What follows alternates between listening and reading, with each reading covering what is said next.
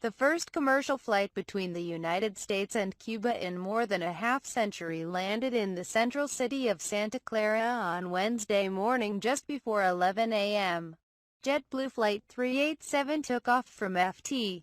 Lauderdale for a quick 45-minute journey that opened a new era of U.S.-Cuba travel, with about 300 flights a week connecting the U.S.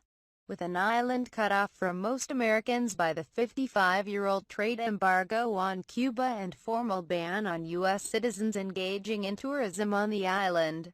Seeing the American Airlines landing routinely around the island will drive a sense of openness, integration and normality.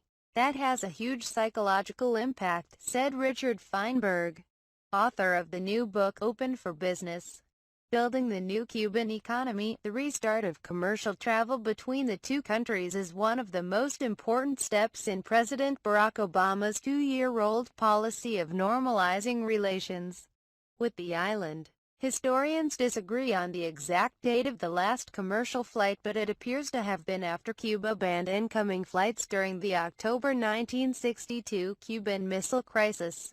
Secretary of State John Kerry said on Twitter that the last commercial flight was in 1966.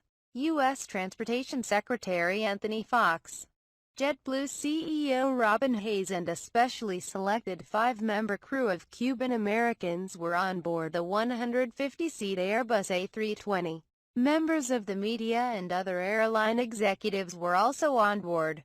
It's a positive step and a concrete contribution to the process of improving relations between the two countries, Cuba's Vice Minister of Transportation Eduardo Rodriguez told journalists Monday. U.S. travel to Cuba is on track to triple this year to more than 300,000 visitors in the wake of the 2014 Declaration of Détente. Cuba's cash-starved, centrally planned economy has been bolstered by the boom in U.S. visitors, along with hundreds of thousands of travelers from other nations hoping to see Cuba before more Americans arrive. Commercial flights are expected to significantly increase the number of American visitors, although it is not clear by how much.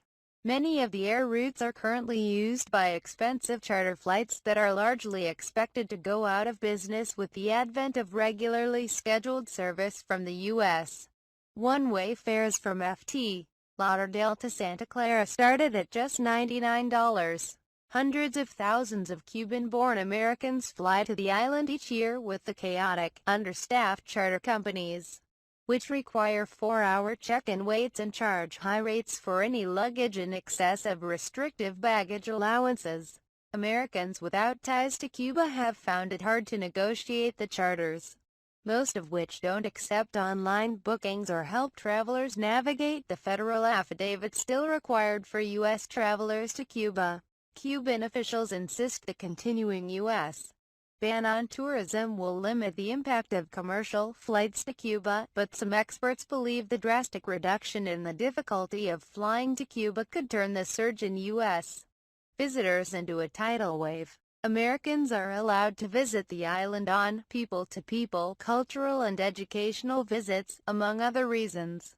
Americans who fit one of 12 categories will now be able to fill out a federal affidavit by clicking a box on an online form and, in many cases, buy their Cuban tourist visa near the check-in counters of U.S. airports. Within weeks, Americans will be able to fly direct from cities including Chicago, Philadelphia and Minneapolis, Miami and Fort Lauderdale to 8 Cuban cities and 2 beach resorts. The final announcement of routes to Havana, which could be announced Wednesday and start before December, is slated to include flights from Atlanta, New York, Los Angeles and Houston, among others.